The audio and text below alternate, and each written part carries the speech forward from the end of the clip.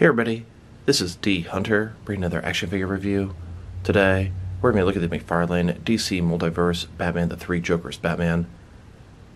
Now I've been waiting for this guy for a long time. Amazon finally shipped my order out. It arrived today. I got the rest of the Three Jokers wave, mainly from Target. I had them pre-ordered for Amazon, tried GameStop, Walmart, all kind of places. Everything else shipped or was found in decent time, but this guy has been very elusive. Seems like he was shipping separately from the rest of the figures, and he's finally here.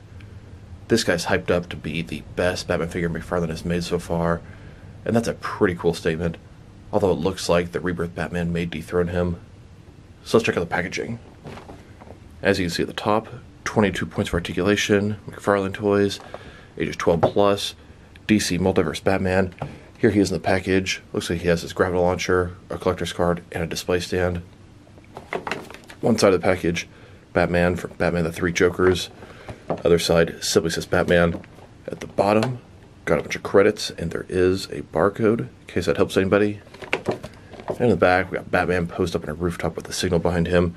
And here, a bunch of other recently released McFarlane DC Multiverse figures you should check out. So with no further ado, let's open him up. And I did end up getting two of these figures, one of which to open and enjoy, and one to keep unopened in my complete 6 and 7 inch unopened Batman-related action figure collection.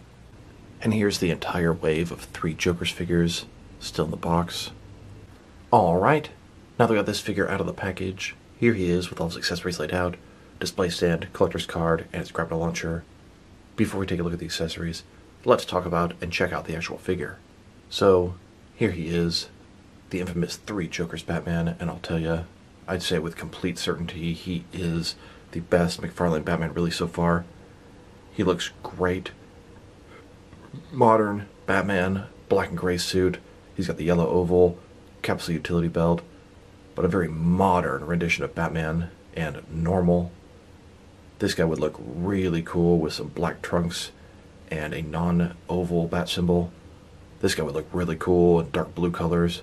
I hope they give us plenty of variations because it looks fantastic. It does appear to be pretty much the exact same body as the Year 2 Batman, and that is not a bad thing. So let's take a look at him. Starting with his cowl, he's got the short-eared, a little bit of personality on the brow there, white eyes, frowning face, square jaw. This is how the modern Batman looks. His cowl even seems to have some texture on it. Very well done. Now, he does have articulation only at the bottom of the neck. I personally don't like that, but it is what it is. He seems to have a pretty good range of motion as it is, but no head swaps for this guy. The yellow oval, traditional looking utility belt, I like it. Double jointed knees, double jointed elbows, long fins. Cape flowing downward, soft material, sculpt is nice. Boots, they're pointed. Overall, very pleased. And just a closer look at his face or head sculpt. Really think they captured a modern look of Batman. Has the essence of Batman right there. Now let's take a look at his accessories, and let's start with the boring stuff. Here's a display stand, two with McFarlane stand. Black perfect circle, says DC at the bottom, one peg for the peg holes on his feet. It's very thin, very basic. Here's his collector's card. As you can see, it's an image of the Three Jokers Batman figure on a rooftop in Gotham. Bat signal behind him. Batman for Batman the Three Jokers. On the back, there is a description. If you want to read that, go ahead and pause now. Here's his gravity launcher. You can see at the base here, it's got a handle. This thing is completely in black, so it doesn't have a lot of different paint details on it. It's got the hook permanently attached. I personally would absolutely love it if they would make it a peg right here, so you could have it either attached or not attached. Kind of tempting to cut that off, so I can just have the grapnel like this. And we'll see. Not bad, but the fact that it's just pure black kind of makes it look kind of bland. Here's Batman holding and getting ready to use this gravity launcher. Now, one thing I was getting ready to do was take this unmasked Ben Affleck Bruce Wayne head from Zack Snyder's Justice League and put it onto this Three Jokers Batman. I always thought it didn't look like Ben Affleck. It looked more like just a regular generic Bruce Wayne from the comics. Unfortunately, the way the three Joker's Batman is designed, the neck and the head are one piece, so you just can't head swap traditionally. And geez, look at the differences in the head sizes here. That unmasked Bruce Wayne head is way bigger than the three Joker's head. Their bodies are pretty similar sized. The three Joker's Batman may be a little bit slimmer.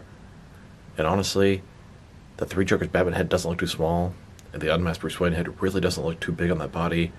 But boy, are they different sizes. Now that we've taken a pretty good look at both the figure and his accessories, now let's check out his height.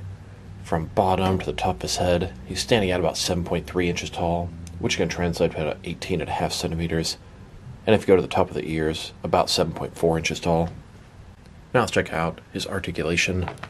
Starting with his head here, of course, it can rotate from side to side. Now, like I've said a couple times before, he does have no articulation at the top of the neck. His neck and head is one solid piece, and that is very unlike the typical McFarlane figure. That is my biggest complaint about this guy. You will never be able to do a head swap very easily with him. That being said, the articulation is pretty nice considering how limited it is. Rotate from side to side, goes up and down about that far. Very impressed with how far down it can go. Can't tilt his head from one side to the other. Give him a good amount of personality. Shoulders on a ball joint, goes out a little bit more than 90 degrees. Up, down, around, all that good stuff. He does have a butterfly joint between his shoulder and chest area. You can barely see it and barely get much out of it. Bicep cut below that. Double jointed elbows below that. His wrist has a ball in it, can rotate, and it's going to be hinged as well. Another minor complaint is ab crunch is very tight. You don't get too much range of motion out of it. He's got a ball joint in his torso, rotate around, go forward and back. Another ball joint in his waist, rotate around, go forward and back. Get a lot more out of the waist than you do the torso. Not bad though. Legs, completely does the splits, not a ball joint, but a similar type concept. Rotation is pretty minimal. Legs go forward about that far, back about that much. Double jointed knees. And his ankles here, they have balls in the center of the wrists, forward and back, rotate, tilt, rock, and toe articulation. Now I wanted to check out the differences in reuse between the three Joker's Batman and the Year 2 Batman, and we'll keep it simple. They're 100% the same figure except for the hands, and the alternate Year 2 hands are the same as the three Joker's Batman. The belt's a little bit different, the cape is different, the head is different, and then the boots are different. Three Jokers has a pointed top of the boot. His is completely flat, which is inaccurate, but that's a whole nother story. So, they're using essentially the same buck, and it gives you two completely different Batman figures. Clever reuse works for me. I think this works excellent. These are McFarlane's two best Batman releases. They had some really nice reuse between all three of the three Joker figures as well. Some reuse can be annoying, but clever reuse can be very well done. Good execution, McFarlane. Hope to see some more variations on this body. I would say this body would almost be perfect if it had a traditional neck and head setup. That way you could do head swaps with all your other figures.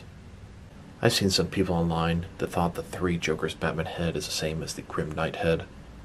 And it is not, although there are definitely some similarities. The short-eared, sort of mean personality. Here's Batman on top of a rooftop overlooking Gotham City. And here's Batman sitting in the Batcave at the Batcomputer. And then driving the White Knight Batcycle toward Arkham Asylum. And here's Batman on the rooftop of GCPD headquarters, meeting up with Gordon. He's informing him about the three Jokers threat. And here's Batman getting cornered by the three Jokers in front of their base. And the Bat family versus the three Jokers, evening the odds. Here's Batman fighting Bane in the city streets of Gotham. Then, Batman and Robin taking on Deathstroke in a dojo. Here's Batman fighting Croc in the sewers. And then, taking down Professor Pig and a bunch of his Dolatrons. Now let's check them out. Next to some other action figures. Starting off with some other McFarlane DC Multiverse figures. Here he is, next to the Year 2 Batman, who shares almost all the same body parts. Here's Batman, next to the Bat family members from the Three Jokers wave. Then, next to all three Jokers from the Three Jokers wave. And finally, I finally have the entire Three Jokers wave complete. This Batman was the most elusive. Finally have him checked off my list. Very pleased with all 6 of these figures. Solid releases, home runs from McFarlane. Here's the Three Jokers Batman, next to several different Batman figures based off the comics. Like I said before, I think the Three Jokers Batman is the best Batman that McFarlane has made, followed by the Year 2 Batman. Before this, I'd always use this Detective Comics 1000 Batman as my default modern Batman. Then, next to several different Batman figures from various forms of media, here's Batman next to a bunch of members of the Bat family from the comics. Azrael, Red Hood, Nightwing, Robin, and Batgirl. They all fit in pretty nice with this Batman. Rumor is, the next member of the modern Batman family is going to be Red Robin. Looking forward to seeing that figure. We still need Batwoman, The Signal, Orphan, Spoiler, Batwing, and so many more. Now let's check him out. Next to some other recently released McFarlane DC Multiverse figures. Here he is, next to a couple of Lex Luthor figures. Then, next to Superboy Prime and the Dark Knight Returns Armored Batman Blue Edition. And here, next to a couple of Lobo figures. Then, next to the Birds of Prey Harley Quinn and the Mortal Kombat 11 Joker. And here, with Nightwing and Red Hood from Gotham Knights. He fits in pretty good with them as well. And now, next to a few different Swamp Thing mega figures. Then, next to the Batman Who Laughs and Robin Crow's 4-pack. Now let's check him out, next to some action figures from different various companies, to see how he fits in, both scale and style-wise, in case you don't know which lines you can mix him with. Since he's a McFarlane figure, they're typically the 7-inch scale. I'm going to start my comparisons with the largest action figure lines I collect, and work way smaller, and I'm going to include as many Batman figures as I can during these comparisons. Since we already checked him out, next to a bunch of different McFarlane Batman figures, here he is with a bunch of other McFarlane figures. In front of you are 5 different action figure lines, all from McFarlane Toys, all 7-inch scale. Then, next to some more McFarlane toys, these are from different various video game properties. And now, next to some Jack-specific wrestling figures. And here he is, next to some DST or Diamond Select toys.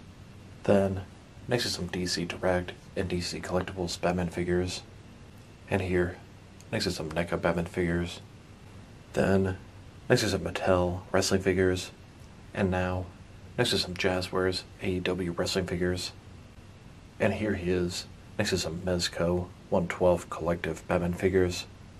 Then, next to some Mattel DC Universe Classics and Multiverse Batman figures. And here, next to some Mafex Batman figures. Then, next to some Hasbro Marvel Legends. And here he is, next to some SH Figure Arts Batman figures. And finally, next to some Jazzwares Fortnite figures. Overall, this is a very nice Batman figure. I would say with complete certainty it's McFarlane's best Batman yet. His sculpt and paint job are excellent, no real issues there. The reuse from Year 2 Batman is not very noticeable. His accessory, The grapple launcher, it's okay. Still tempted to cut the cable off. Articulation is everything you'd expect from a McFarlane DC Multiverse figure. The only thing I would complain about is a little bit better thigh rotation and a little bit more use out of his ab crunch.